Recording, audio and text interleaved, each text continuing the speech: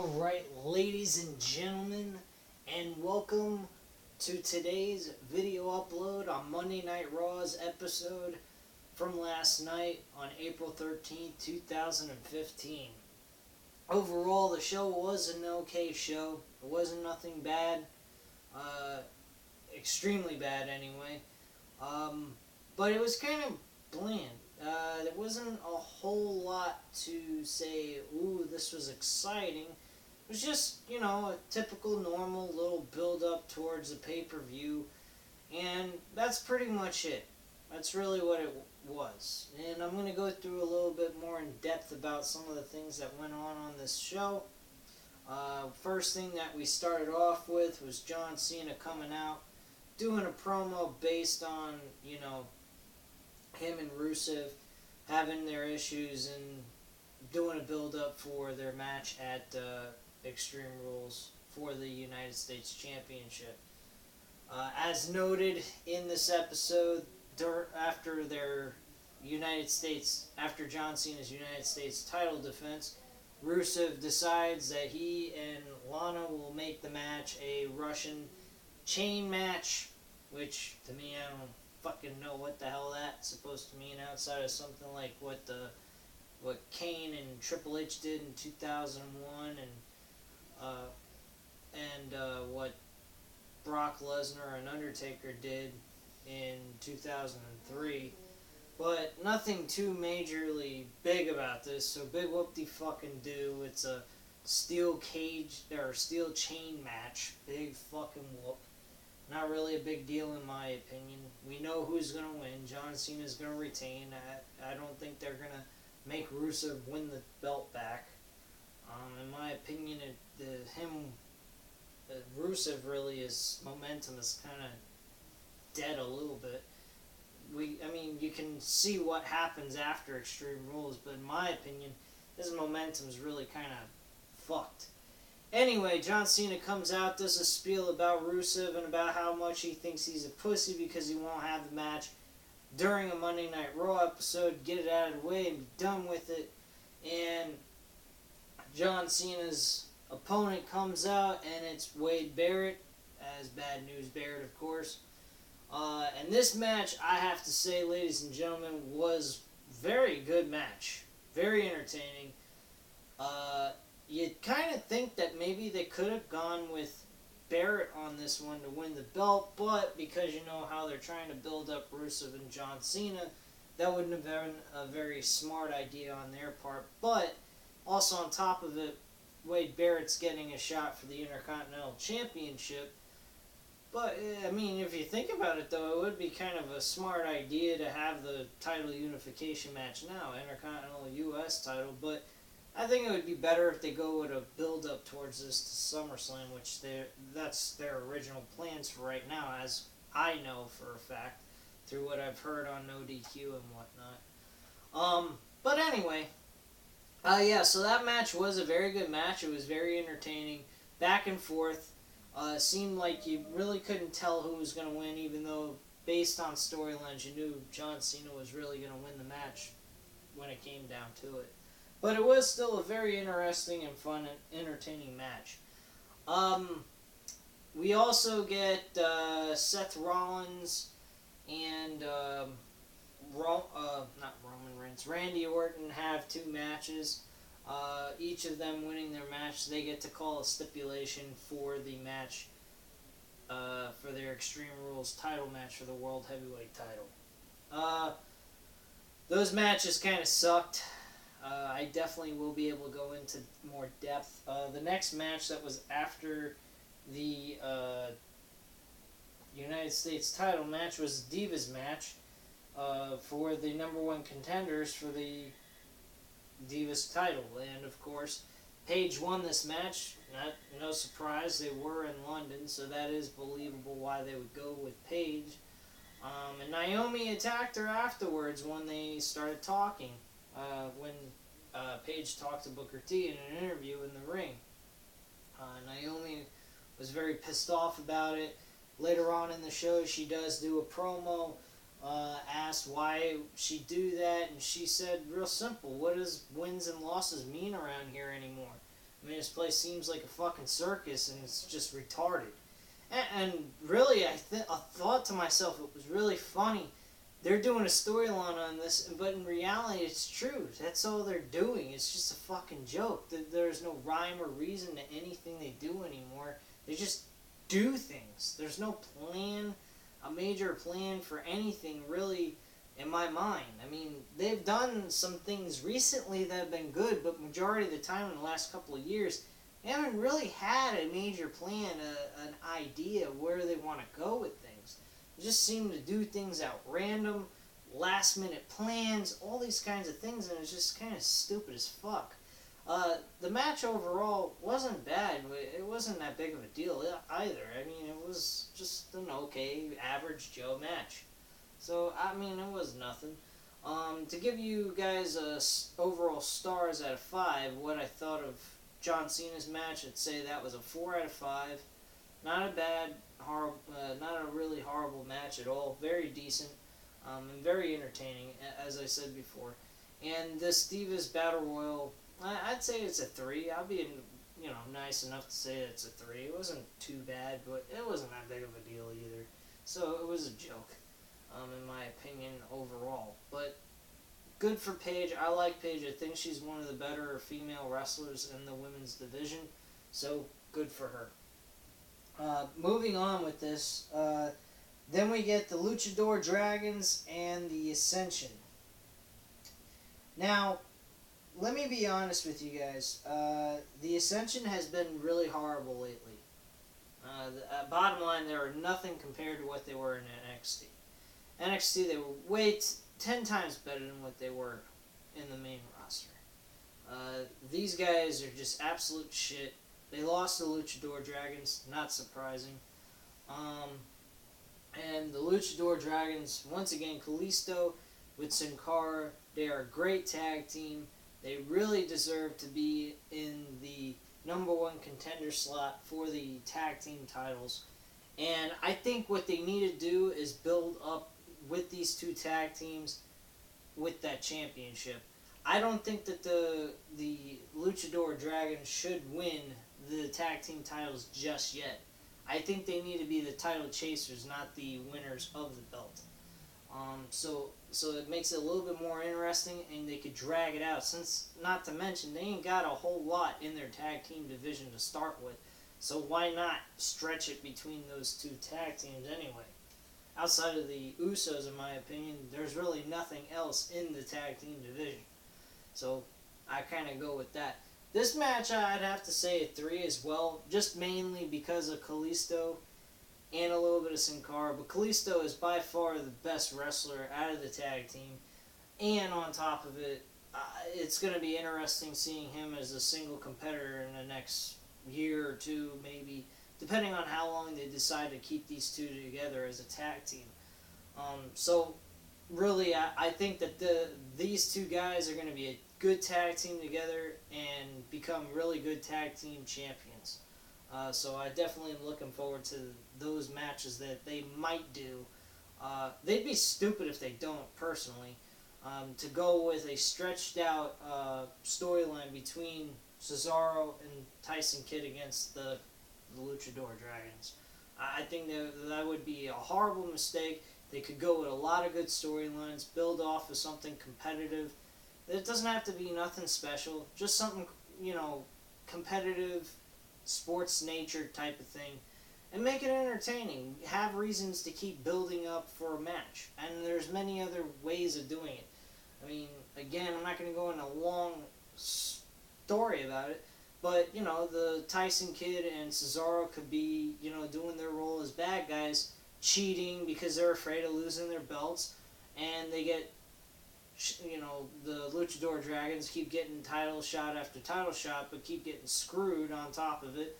Maybe give Tyson Kidd and Cesaro at least one decent win against the Luchador Dragons, and then finally, after a while, when you finally decide to do it, give the belts to the Luchador Dragons in a match. Simple as that. Definitely, though, I can see the tag team titles going on these two guys, most definitely, because they have very great talent. But again, it's kind of just my opinion. I feel that they should have those tag titles. They've definitely, between the NXT and what just the short amount of time they've been doing on the main roster, they're a very good tag team. After that, we had a one-on-one match between Randy Orton and Cesaro. This match actually ended up being a quick disqualification. Load of bullshit. So they scratched that match out of the books, I guess, and had a handicap match. Randy Orton pulled off the victory and hit the RKO on Tyson Kidd doing a springboard off the top rope.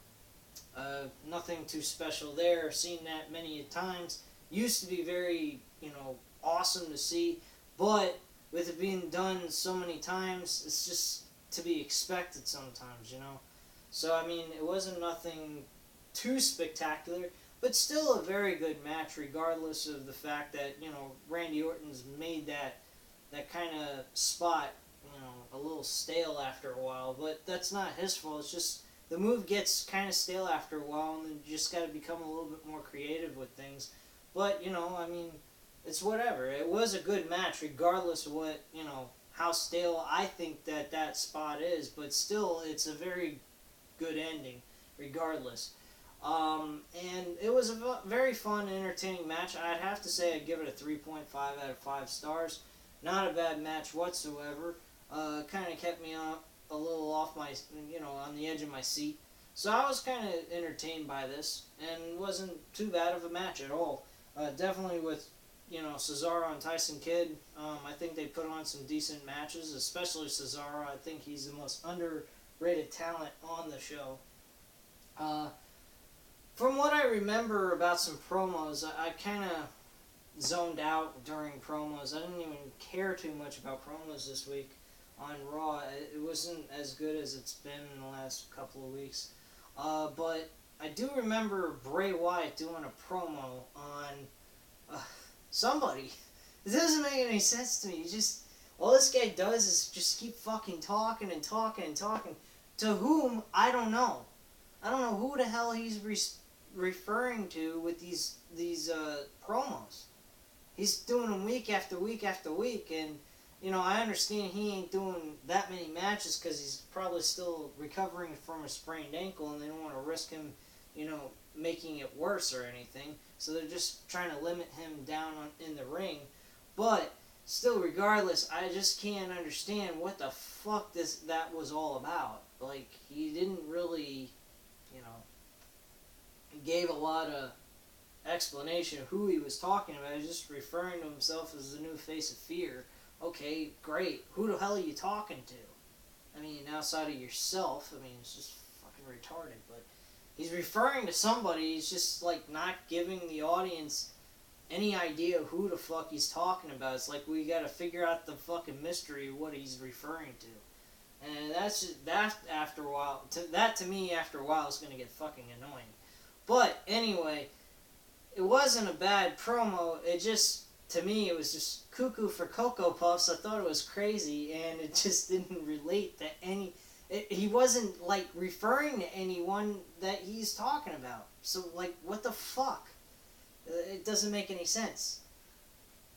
As usual, that's what WWE seems to do these last couple of years. Not make any fucking sense. Anyway...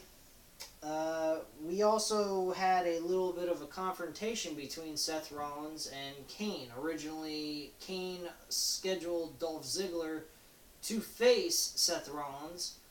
Dolph Ziggler punked out facing... not Dolph Ziggler. Seth Rollins punked out facing Dolph Ziggler. So he, decided, oh no, Kane, you gotta make me the guy. You gotta be the guy and lay down for me. It's what's best for business. Okay, anyway, that really didn't make any fucking sense to me. I thought that was a little retarded. Showed one thing, the guy has no balls, which is what he's trying to portray with this character. And I'm really, at this point, I'm getting fed up with that fucked up laugh of his. I think it's fucking annoying. And some things he did last night really pissed me the fuck off. you know, I guess I'm playing into the character he's playing, but still at the same time, there was just some things he was saying, doing, it just was all fucking dumb. He sounds like some dumbass bitch. That's all he sounds like. Bottom line. Nothing special about this guy. I really hope, though, he has this match with Randy Orton, and he is a fighting champion.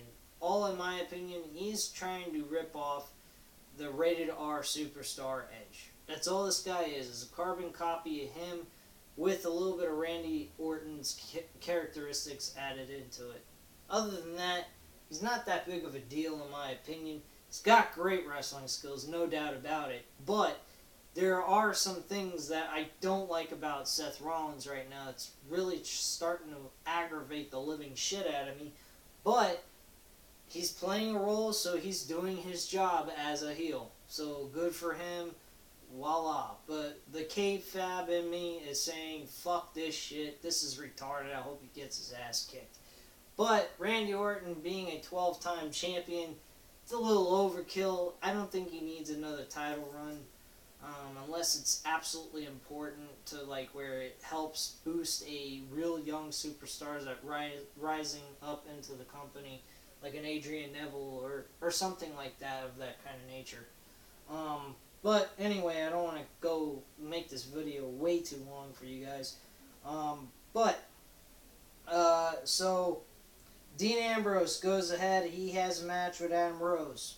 Don't know what the fuck the point was of that match. Dean Ambrose won. Decent match, not too shabby, but it was against Adam Rose, so who fucking cares?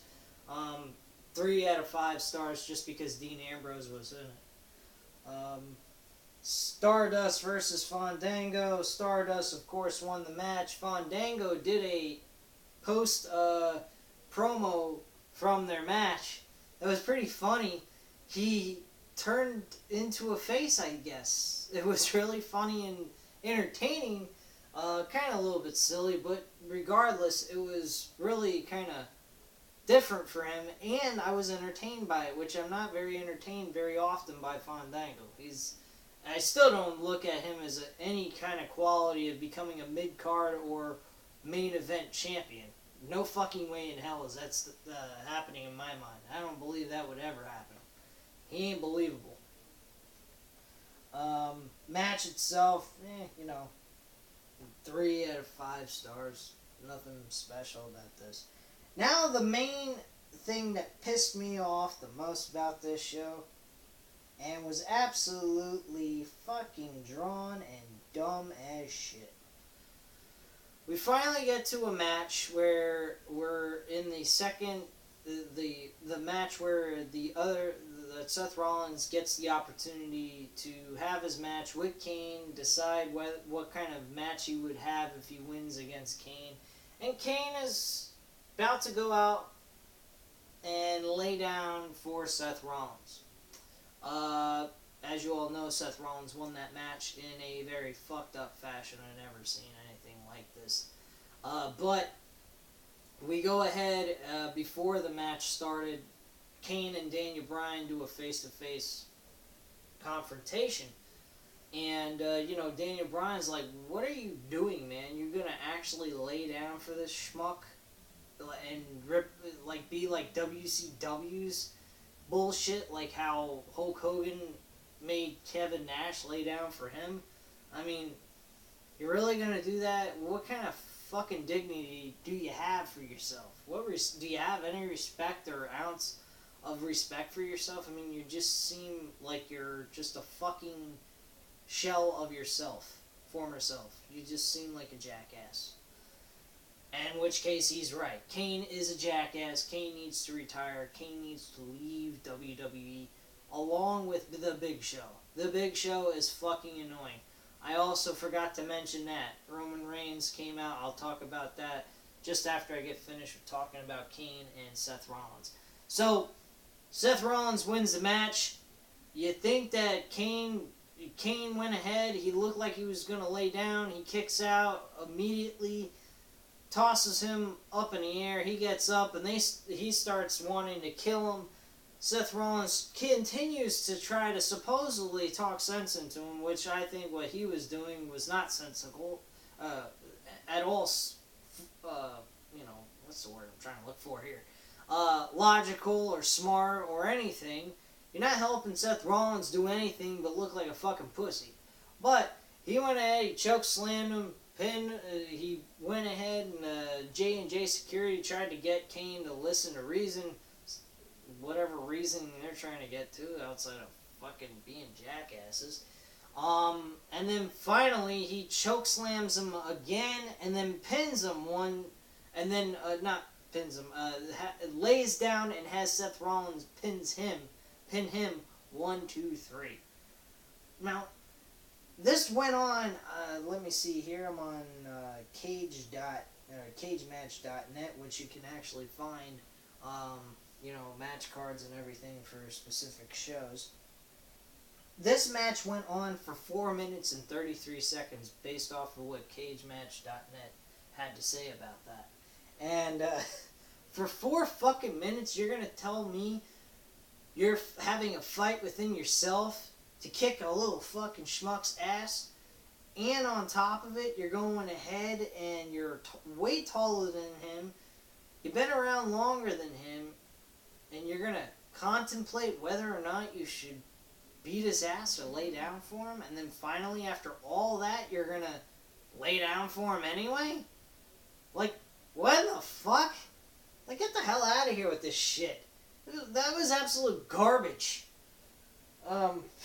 But that was something out of the whole entire show pissed me off the most. I could not believe that they actually did something like this.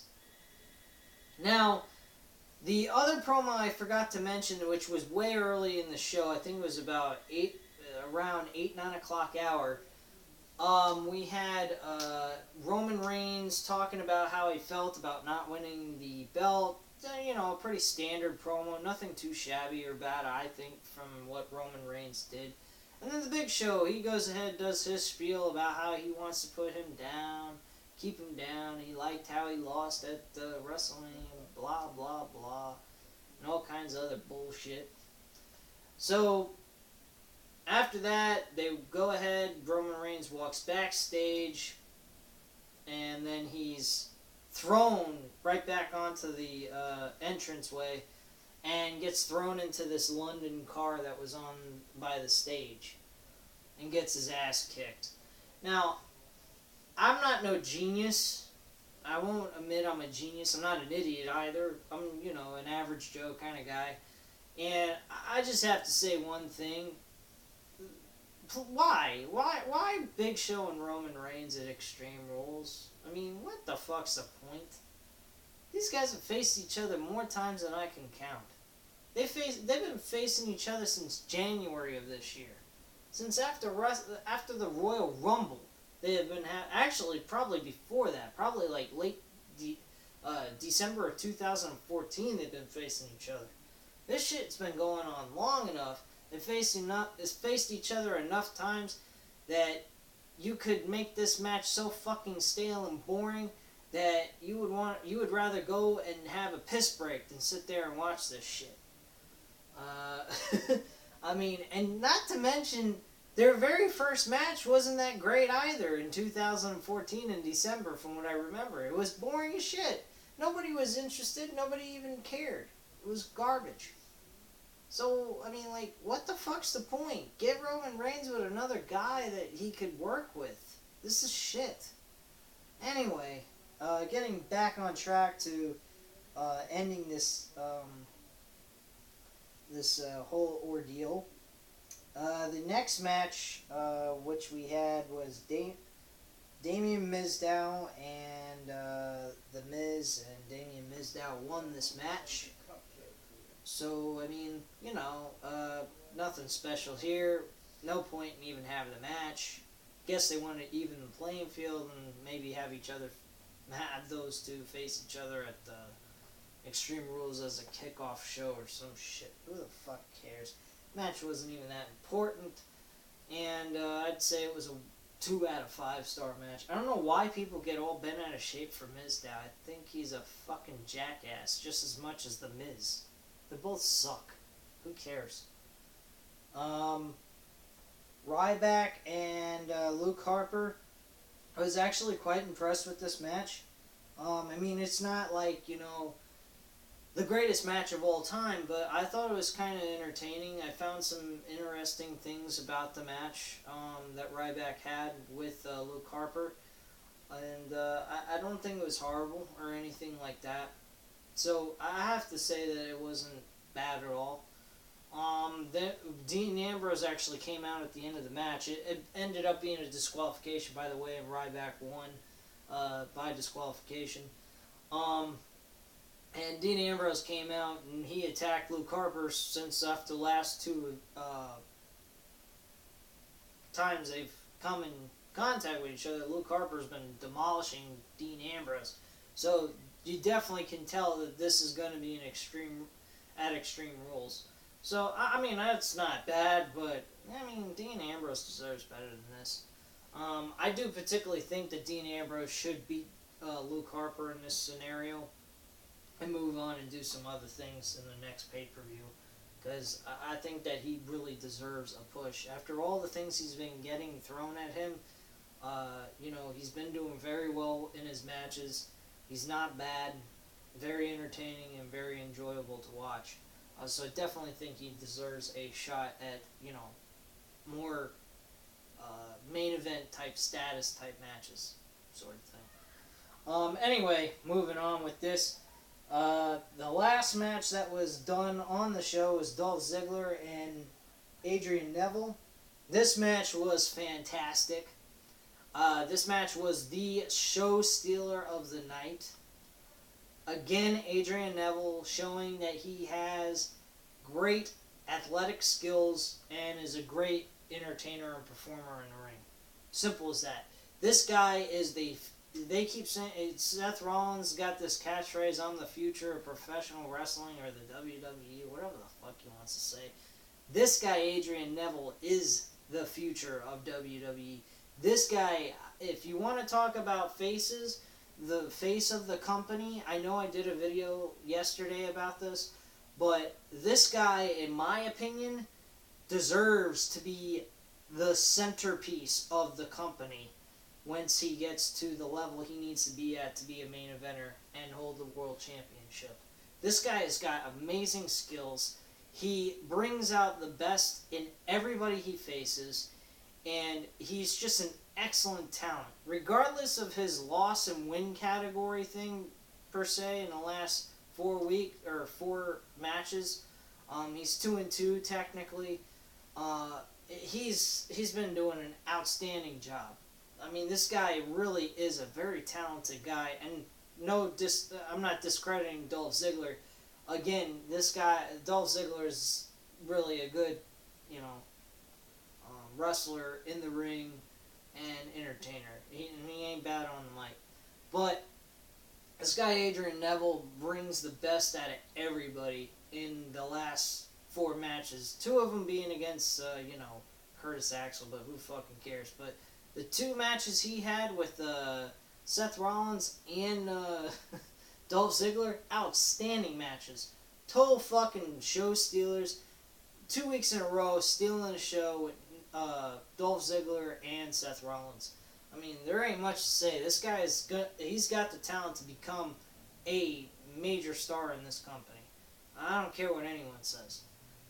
But yeah, that's my opinion. This match was a 4 out of 5 star match. Very good match. Upbeat, high pace type match. And again, not discrediting Dolph Ziggler. He did a very good job in this match. Regardless of what I think of Adrian Neville, I think Adrian Neville is excellent talent, but Dolph Ziggler, I can't discredit him. He is a good talent as well. Now, my overall final opinion about this show was, again, you know, an okay show. Nothing too shabby. Nothing heavy to talk about, though, either. That's the major problem with WWE's Raws lately. Thankfully, they're not, like, absolutely horrible, but they still have their bad points. They still have some very bad points, and it's dealing with the matches, the quality of the show. It's just like it doesn't feel. You want a 3-hour show, you gotta present us more. You gotta present more to the table for us as the audience. I mean, 3 hours is the amount of time of a fucking pay-per-view. You want to give us pay-per-view hours? Give us pay-per-view quality. Simple as that, man. Or otherwise, turn it back to 2 hours and they can shrink the matches down, the amount of matches they have, and fucking have good matches with the decent wrestlers and put the other guys that aren't doing diggly shit on Raw on Superstars and main event. At least, you have it on the network. You're not wasting your airtime on TV, on the USA Network and Sci-Fi with that bullshit. I mean, it's crap. And there's some things that some of the matches on this card, that's what they did. And bottom line is, I think it's a waste of people's time and theirs. So, that's just my opinion. Anyway, just leave any comments or, opinions that you may have as well, what I had to say in this video. And hit that subscribe button. Thank you, though, very much for watching this video, and you guys have a great day, man. Bye.